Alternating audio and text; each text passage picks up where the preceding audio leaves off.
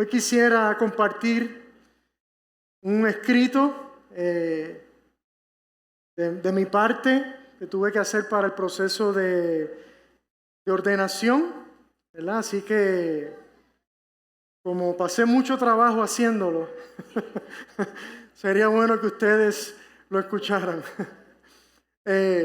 Si usted no tiene la aplicación de la iglesia, usted puede buscarla en el App Store o en el Google Play.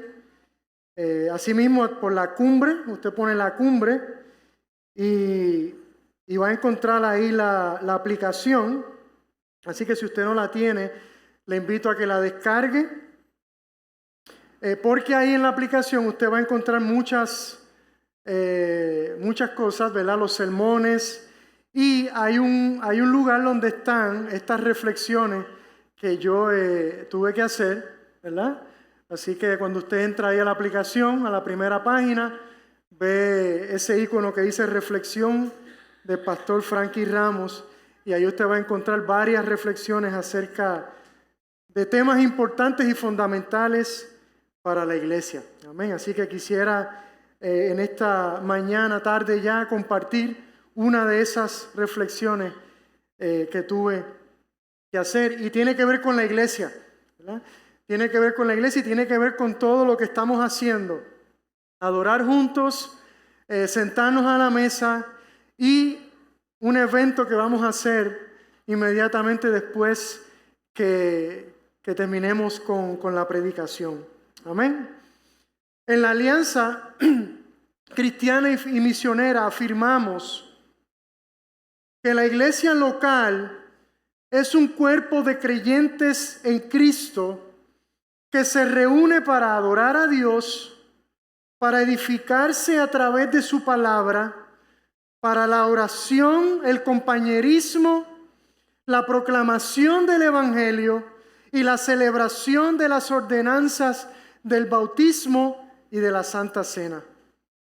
La iglesia local es la familia espiritual de Dios que Él en su infinita gracia ha provisto para cada creyente, por lo cual es natural y lógico que cada creyente, cada persona que se considera creyente, cristiano, sea miembro de una iglesia local.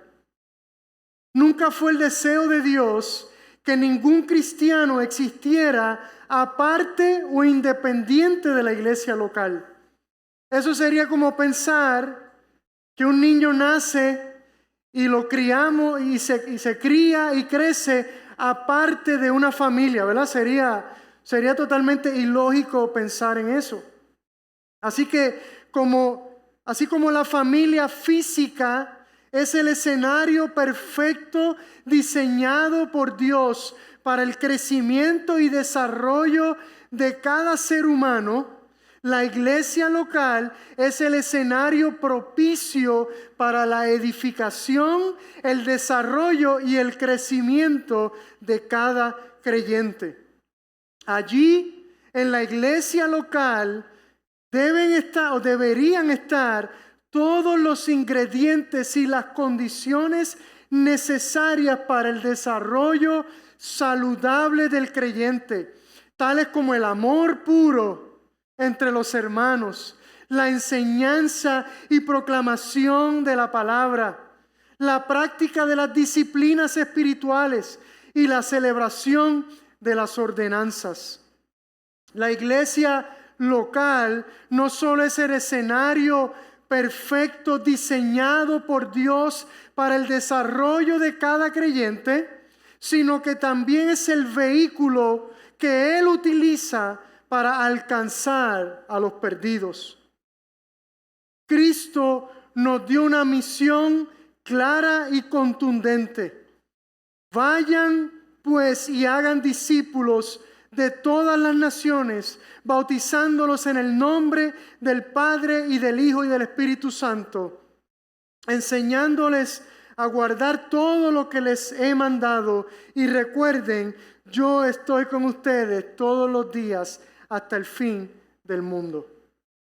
Cristo tiene una misión. que es salvar a la humanidad. Y como iglesia local somos parte fundamental de esa misión. Hemos recibido el gran privilegio de colaborar junto a Él en su misión. La misión es de Él, no es nuestra, ¿cierto? Nosotros hemos recibido el privilegio de colaborar junto a Él. Él nos dio el maravilloso e inmerecido regalo de la salvación.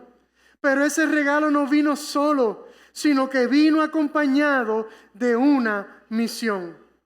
Por eso, la iglesia local es un cuerpo de creyentes que no solo se edifican los unos a los otros, sino que se capacitan y se animan para alcanzar a los perdidos aquí, allá y en todo lugar.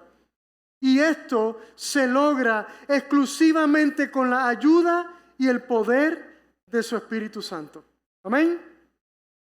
El apóstol Pablo entendió muy bien su misión cuando le escribe a los filipenses que su deseo era partir de este mundo. Mi deseo es salir de este mundo y estar con Cristo.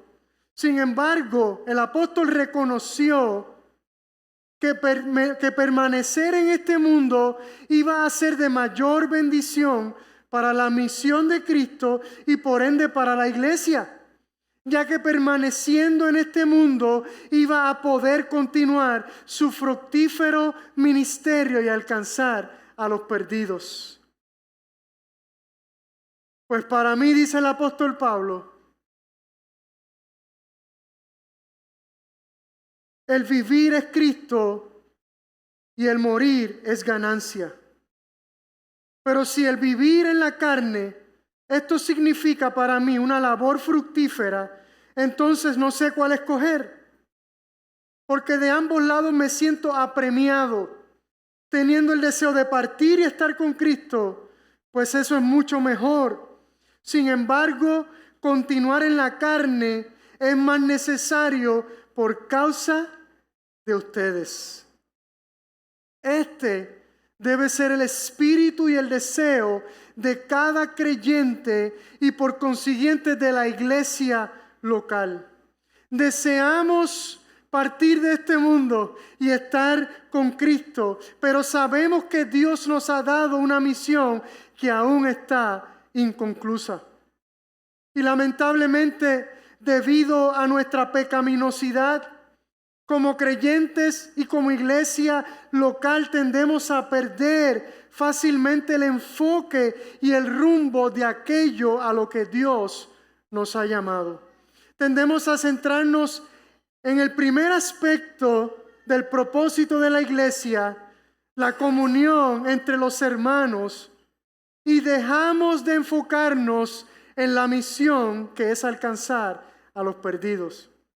Entonces dejamos de mirar hacia afuera y comenzamos a enfocarnos hacia adentro, sin darnos cuenta que una iglesia que no cumple con ambos aspectos del diseño de Dios terminará muriendo de todos modos. Por eso la importancia de constantemente recordarnos como iglesia nuestro propósito y nuestra misión. Por esto la urgencia de como iglesia local que estar centrados en el Evangelio, porque es el Evangelio lo que va a informar y a recordarnos constantemente nuestro propósito y nuestra misión. A veces pienso que el nombre de nuestra denominación, la Alianza Cristiana y Misionera, contiene una redundancia, porque cada iglesia cristiana tiene que ser misionera.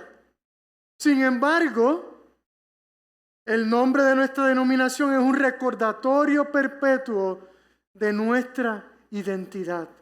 Jesús le dijo a sus discípulos, pero busquen primero su reino, el reino de Dios y su justicia, y todas estas cosas serán añadidas. Si como iglesia nos enfocamos en cumplir su misión, de seguro Él suplirá todo lo que necesitamos.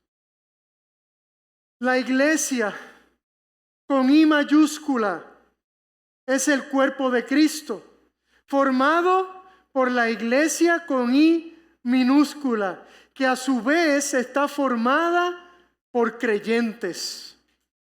Y el plan de Dios desde el principio era hacerse un pueblo para sí mismo, en medio del cual Él pudiese habitar para siempre. Ese pueblo sería su posesión más preciada, su tesoro, y la iglesia es ese pueblo de Dios, redimida por la sangre de Cristo. El apóstol Pedro le escribe a las iglesias: pero ustedes son linaje escogido, real sacerdocio, nación santa, pueblo adquirido para posesión de Dios, a fin de que anuncien las virtudes de aquel que los llamó de las tinieblas a su luz admirable.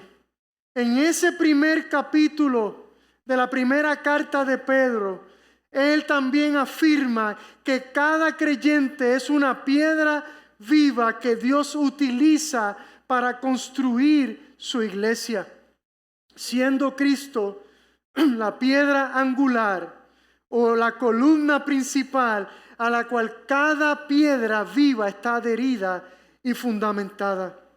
Dice Pedro: y viniendo a Él como a una piedra viva, desechada por los hombres, pero escogida y preciosa delante de Dios, también ustedes como piedras vivas sean edificados como casa espiritual para un sacerdocio santo, para ofrecer sacrificios espirituales aceptables a Dios por medio de Jesucristo.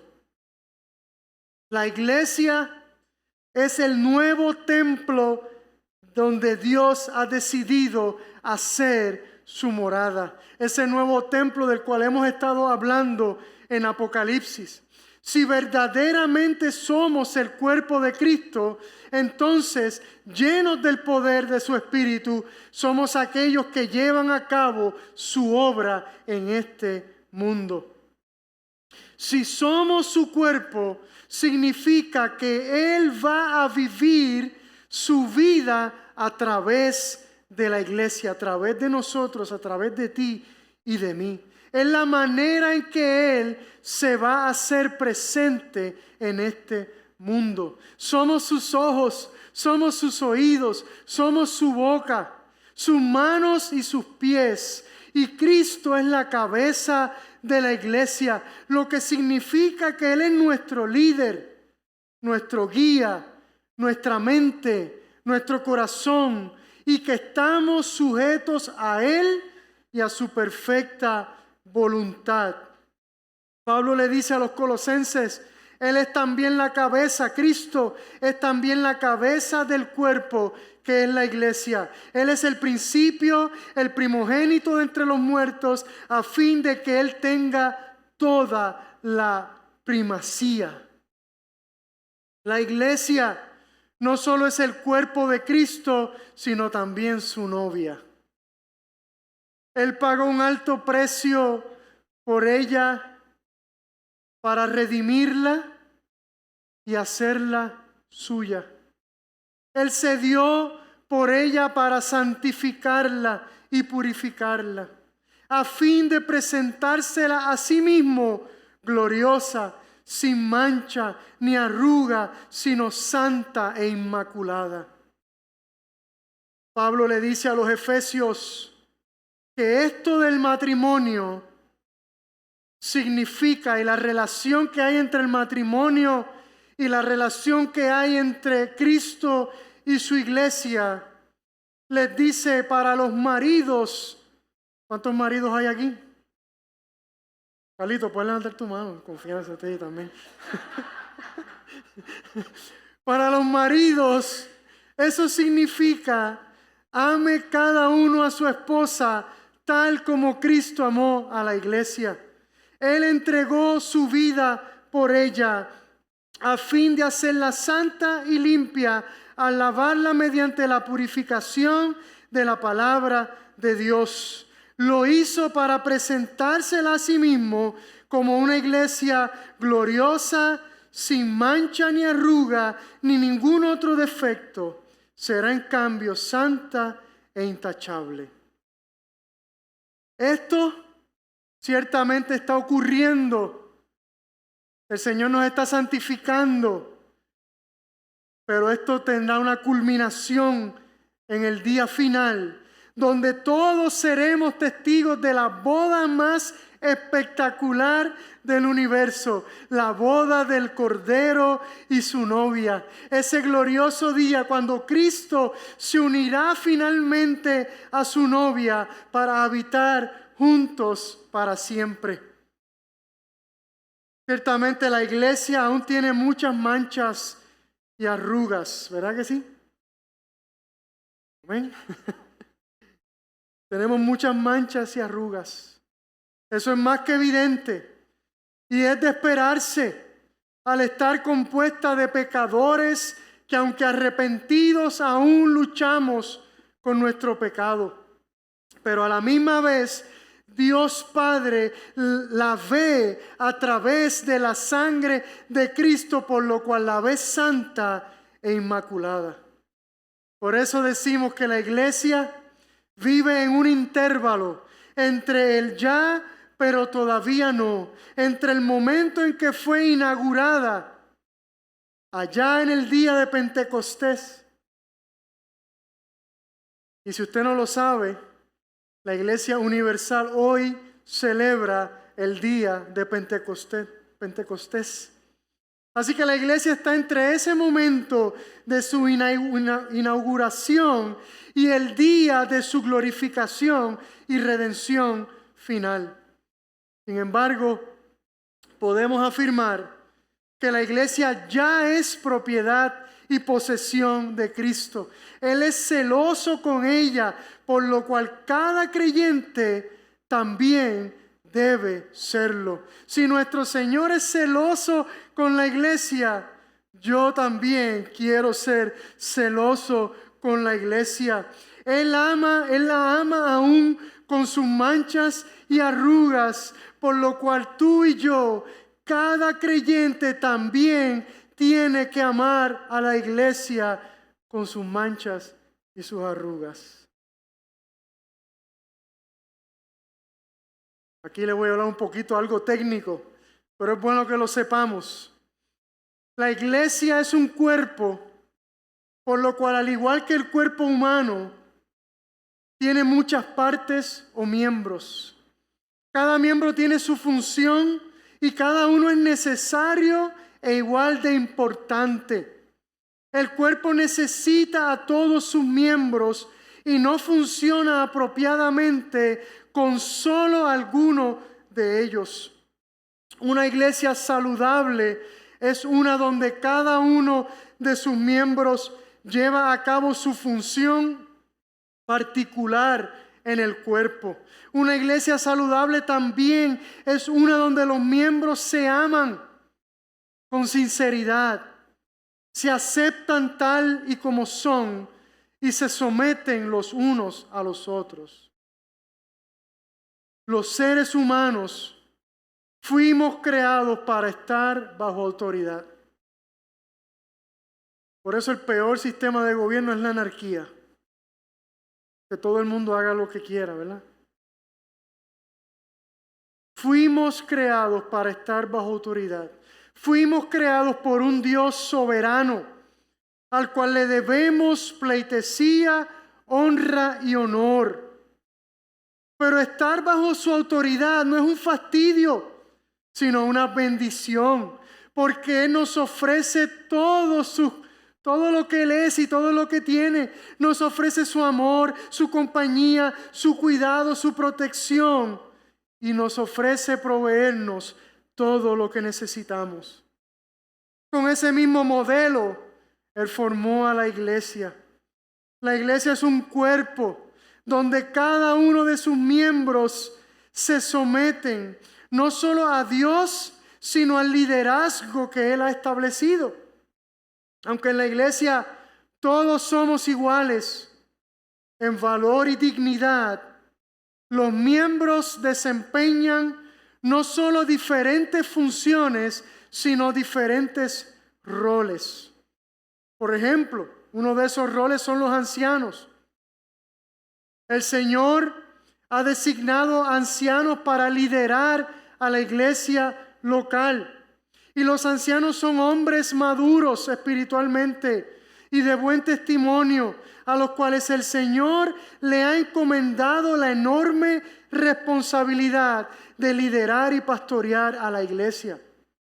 Este rol es un gran privilegio, ciertamente, pero a la misma vez es una gran responsabilidad, porque en el día final estos tendrán que rendirle cuenta al novio de cómo cuidaron y velaron a la novia. Cada creyente debe someterse al liderazgo de los ancianos, de la misma manera que los ancianos se someten al liderazgo de aquel que es la cabeza de la iglesia. Y en la Alianza Cristiana y Misionera creemos que el pastor de la iglesia es un anciano más que lidera y dirige a los demás ancianos. A la misma vez, los ancianos tienen la responsabilidad de tratar a los miembros de la iglesia de la misma forma como el Señor los trataría. ¿Viven? Cristo es el modelo a seguir. Él es el buen pastor. Los ancianos debemos tratar a los miembros con amor y paciencia y con una genuina preocupación por su bienestar físico, emocional y espiritual. A diferencia del mundo, en la iglesia el liderazgo no se trata tanto de jerarquía, sino de servicio. Cuando Dios nos llamó a liderar, realmente nos llamó a servir. Y para desempeñar un liderazgo fructífero es fundamental entender esa verdad. Eso fue exactamente lo que Cristo hizo, ¿cierto? Eso fue lo que Él hizo por su iglesia. Él se ganó su posición como líder del universo, recibiendo el más grande honor de sentarse a la diestra de su Padre, luego de entregar su vida en sacrificio y servicio a la humanidad. Puesto los ojos en Jesús, dice el autor de Hebreos, el autor y consumador de la fe, quien por el gozo puesto delante de él soportó la cruz, despreciando la vergüenza, y se ha sentado a la diestra del trono de Dios. Esa debe ser la motivación más grande y la característica principal de alguien que desea liderar en la iglesia, tener un corazón de siervo como lo tuvo nuestro Señor. El Señor no solo designó ancianos, sino también designó a diáconos para liderar y servir en la iglesia. Estos son hombres y también mujeres maduros espiritualmente y de buen testimonio. Mientras los ancianos cuidan por el bienestar espiritual de los miembros a través del ministerio de la palabra y la oración, los diáconos velan por el bienestar físico de la iglesia. En la Alianza Cristiana y Misionera también creemos que la autoridad no solo recae sobre el pastor y los ancianos, sino también sobre la Junta de Gobierno. Y la Junta de Gobierno eso no está en la Biblia, ¿verdad? Eso es más un invento terrenal, ¿verdad? Y es un mal, no sé si es un mal necesario, Steven, perdóname si. Pero es, ¿verdad? Debemos de tener una junta para que ante las autoridades, ¿verdad?, seamos acreditados como una institución, valga la aclaración, ¿verdad?, la redundancia, acreditada. Así que en la iglesia, en la junta contiene mayoría de ancianos y otros oficiales electos por la asamblea, lo que significa que la autoridad en la iglesia también es compartida por los ancianos, la junta y la asamblea, que son los miembros de la iglesia. La Alianza Cristiana y Misionera actualmente, para que conozcan un poco de la alianza, actualmente con sede en Ohio. Es una denominación evangélica con más de 100 años de establecida. Está compuesta por distritos y cada distrito por iglesias locales. Tiene un presidente y una junta de directores. Las iglesias locales están bajo la autoridad de los distritos, dirigidos por un superintendente que a su vez está bajo la autoridad del presidente de la alianza. Ve que todo el mundo está bajo autoridad. Como denominación, tenemos una declaración de fe y un manual de procedimiento que define y facilita el funcionamiento de los distritos y de las iglesias locales. El propósito de esto es que haya uniformidad en las cosas esenciales. La alianza como denominación existe para cumplir la gran comisión, fortaleciendo las iglesias locales, enviando nuevos obreros al campo y estableciendo redes de iglesias a través de la plantación. Es importante recordar que la iglesia de Jesucristo no está compuesta por denominaciones. ¿Escuchó? La iglesia de Jesucristo no está compuesta por denominaciones, sino por iglesias locales centradas en el Evangelio. Las denominaciones son simples instrumentos para bendecir a la iglesia local y facilitar la plantación de nuevas iglesias aquí, allá y en todo lugar. Es la iglesia local la que alcanza al perdido, la que hace discípulos, la que planta nuevas iglesias, la que ayuda a los creyentes a descubrir sus dones y ministerios que el Espíritu Santo ha dado a la iglesia y la que identifica nuevos obreros para la mies. La iglesia local es una familia espiritual donde todos somos hermanos y hermanas, hijos e hijas de un mismo Padre que nos rescató, nos salvó y nos adoptó para Él. Y si somos hijos e hijas de un mismo Padre, no solo tenemos que amarle a Él, sino los unos a los otros.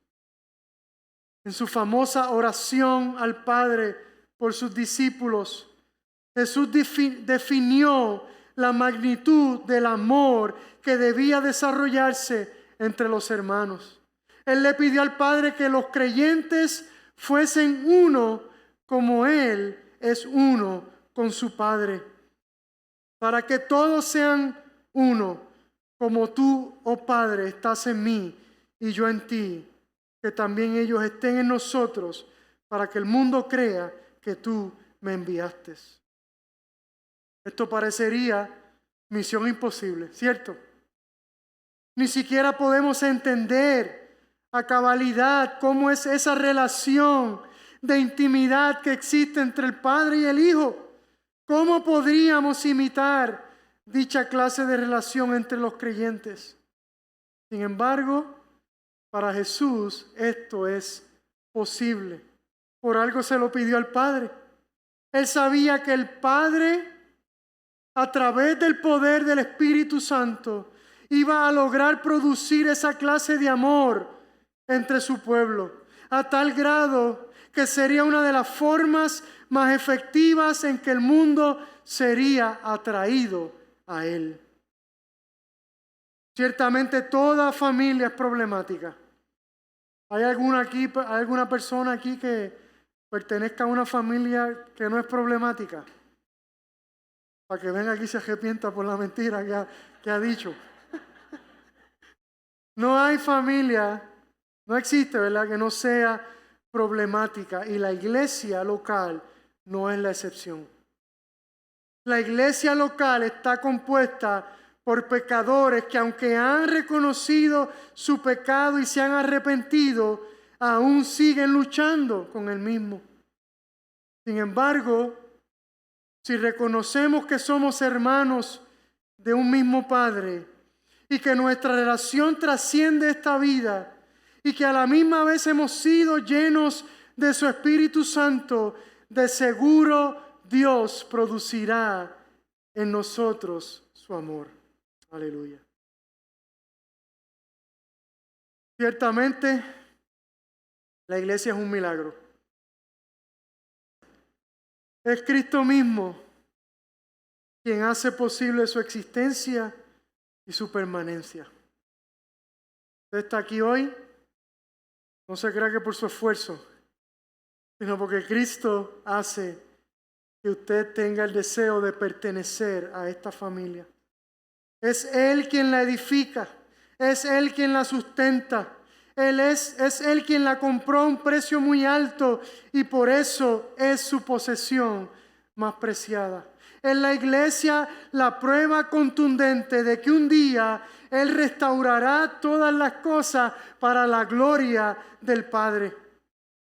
Al rescatar y restaurar constantemente a hombres y mujeres, Él demuestra lo que su perfecto sacrificio logró y lo que un día hará con esta humanidad.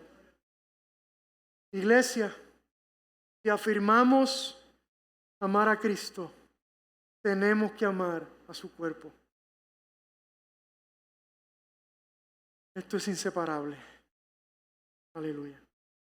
Amamos su cuerpo cuando pertenecemos a Él, no dejando de congregarnos como algunos tienen por costumbre, sino exhortándonos unos a otros y mucho más al ver que el día se acerca. Aleluya. Gracias, Señor. Gracias por tu iglesia. Gracias por este milagro hermoso. Gracias por darnos el privilegio de pertenecer a una familia espiritual, que es tu familia. Gracias por salvarnos y por el gozo que eso produce en nuestros corazones y la esperanza que nos has dado. Gracias también por permitirnos ser parte de tu misión en esta tierra. Gracias por darnos dones y ministerios a cada uno de nosotros para edificar y bendecir a la iglesia y alcanzar al perdido. Ayúdanos, Señor, a amar a nuestra iglesia con todo nuestro corazón, aún con sus arrugas y sus verrugas. Ayúdanos a amarnos, a someternos los unos a los otros y a cuidarnos los unos a los otros. En el nombre de Jesús. Amén y amén. Gloria a Dios.